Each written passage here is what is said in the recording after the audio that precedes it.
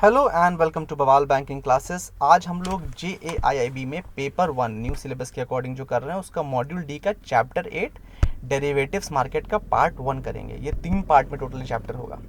Derivatives basically वो financial instruments होते हैं जिनकी जो वैल्यू है वो किसी ना किसी अंडरलाइंग एसेट के ऊपर डिराइव होकर आती है। ठीक है, डेरिवेटिव्स बेसिकली हेजिंग रिस्क और स्पेकुलेशन पर्पस के लिए इंपॉर्टेंट होते हैं।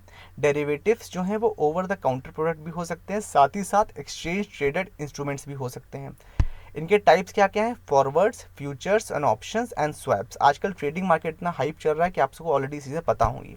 Before moving on, I request to please subscribe to the YouTube channel, that is Bawal Banking Classes, and also go through the copyright disclaimer that this video is for educational purposes only. जो RBI की guidelines है derivatives के संबंध में वो क्या है?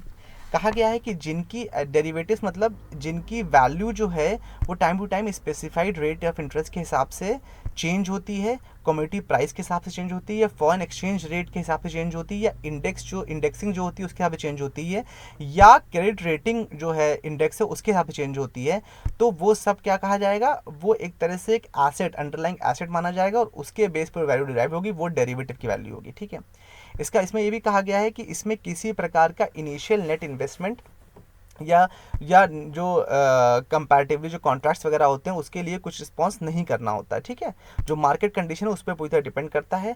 ये हमेशा किसी फ्यूचर डेट में जाके सेटल आउट होता है।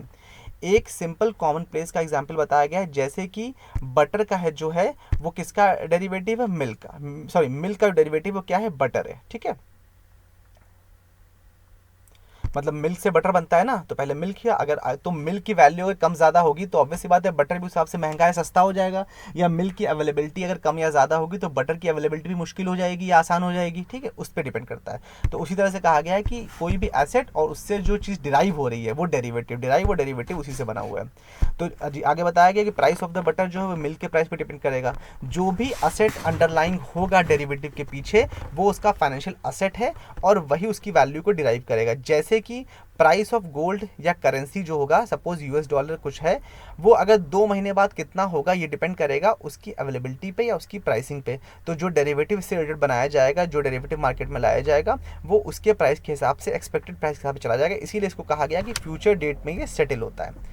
डेरिवेटिव जो है वो सेक्शन 2C SCRA यानी सिक्योरिटीज कॉन्ट्रैक्ट रेगुलेशन एक्ट 1956 में डिफाइन करे गए हैं। डेरिवेटिव मतलब एक ऐसा सिक्योरिटी जो कि डेब्ट इंस्ट्रूमेंट है, जो कि एक शेयर समझ लो, लोन समझ लो आप, और जो सिक्योर या अनसिक्योर कुछ भी हो सकता है, एक रिस्क इंस्ट्रूमेंट है और ये किसी प्रकार की सिक्योरिटी से फ्री हो सकता है। ठीक है, जो कॉन्ट्रैक्ट है वो बेसिकली किसी ना किसी की कमोडिटी की वैल्यू से डिराइव हो रहा है और या फिर इंडेक्स ऑफ प्राइस से डिराइव हो रहा है, या जो उसके अंडरलाइंग सिक्योरिटीज़ हैं उससे वो प्राइस डिराइव हो रहा है। अंडरलाइंग एसेट्स में क्या क्या चीज़ें आ सकती हैं?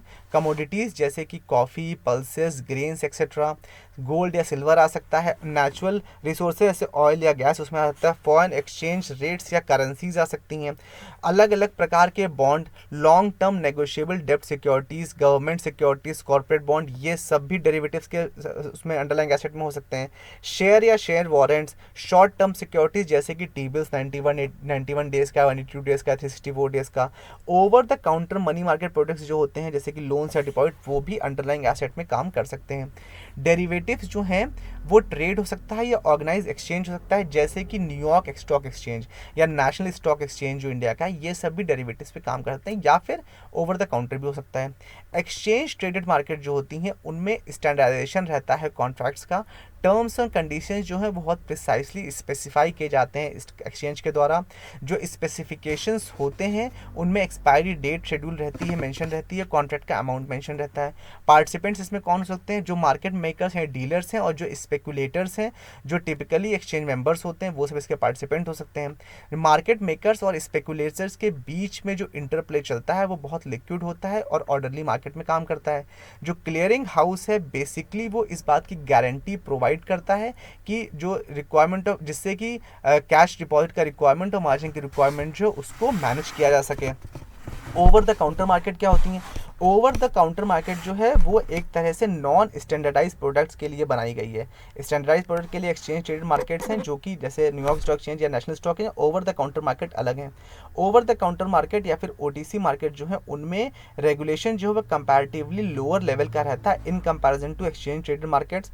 हालांकि 2008 का जो ग्लोबल फाइनेंशियल क्राइसिस आया था, लेहमैन ब्रदर्स वाला जो आया था, उसके बाद रेगुलेटरी जो ओवरसाइट है वो थोड़ा बढ़ा दिया गया है।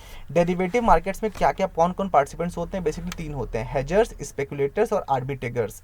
जो हेजर्स हैं वो बेसिकली डेरिवेटिव मार्केट में जो है जो रिस्क है उसको रिड्यूस करते हैं, एलिमिनेट करते हैं। जो मेजॉरिटी ऑफ पार्टिसिपेंट हैं डेरिवेटिव मार्केट में वो हेजर्स कैटेगरी से ही बिलोंग करते हैं। स्पेकुलेटर्स क्या होते हैं? ये क्या ट्रांजैक्शन करते हैं? फ्यूचर और ऑप्शंस कॉन्ट्रैक्ट्स पर ये वो करते हैं जिसमें बहुत ज़्यादा ही मतलब लॉस के चांसेस होते हैं, उसमें लोग डील करते हैं। ये जो है पोटेंशियल गेंस या लॉस दोनों को ही बढ़ा देते हैं, या तो बहुत ज़्यादा लॉस होगा या बहुत ज़्यादा फायदा होगा स्पेकुलेटिव पर्पस से। आर्बिट्रेगर्स क्या होते हैं? इनका बिहेवियर जो होता है बेसिकली वो जो मार्केट की डिस्क्रिपेंसीज होती हैं, ठीक है, मतलब एक जगह की प्राइस और दूसरी जगह की प्राइस में उसके बीच का जो डिफरेंस होता है उससे ही अपना प्रॉफिट जनरेट कर लेते हैं। सपोज इन्होंने फ्यूचर प्राइस ऑफ एसेट है वो आउट ऑफ द लाइन जाके कैश प्राइस पर देखा और उसकी ऑफ सेटिंग पोजीशन पहले ले ली, तो जो दोनों मार्केट का डिफरेंस है ना उसमें समझ उन्होंने फायदा उठा ले। ये हो गया आरपी ट्रिगर्स। क्या क्या डेरिवेटिव्स के फंक्शंस होते हैं? एक तो प्राइस डिस्कवरी डेरिवेटिव्स की होगी, रिस्क जो है वो ट्रांसफर हो जाता है, भाई कम्युनिटी का रिस्क है वो ट्रांसफर हो गया इन्वेस्टर के ऊपर। हेजिंग प्राइस रिस्क होता है, लोअर ट्रांजैक्शन कॉस्ट होती है, कॉस्ट ट्रांजैक्शन उससे कंपैरेटिवली लोअर होती है। जो इससे क्या होता है, जो अनअवेलेबल असेट्स हैं मार्केट में, मान लिया अभी भाई गोल्ड अभी है नहीं लेकिन हमने उसके अंडरलाइन एसेट मान लिया, या फिर ग्रेन से भी तैयार नहीं हुई फसल अभी लगी है उसी पर मान लिया अंडरलाइन एसेट, तो अभी फसल तैयार नहीं, असेट अनअवेलेबल है, फिर भी उस पर हमें एक्सेस मिलेगी क्योंकि उससे हम पैसा जनरेट कर रहे हैं, और इसमें लेवरेज बहुत हाई लेवल का होता है। ये टाइप ऑफ डेरिवेटिव्स दिए गए हैं। क्या डेरिवेटिव्स फाइनेंशियल होते हैं, कमोडिटी होते हैं, फाइनेंशियल में exchange traded, over the counter होते हैं, हम सब डिस्कस कर चुके हैं पिछले ये। और एक्सचेंज ट्रेडेड में आपके फ्यूचर ऑप्शंस और फ्यूचर्स में करेंसी, और ओवर द काउंटर में बाकी सब है आपके forward contracts, options, swaps, exotics जैसे कैप्स कॉलर्स। फ्यूचर्स में इंटरेस्ट रेट्स हो गया, स्वैप्स में currency swap, interest rate swap या क्रेडिट डिफॉल्ट स्वैप्स, ठीक है। With this we have come to an end of part 1। I hope you like this session. Do like, share, subscribe, give us a genuine feedback. Thank you so much for your valuable time.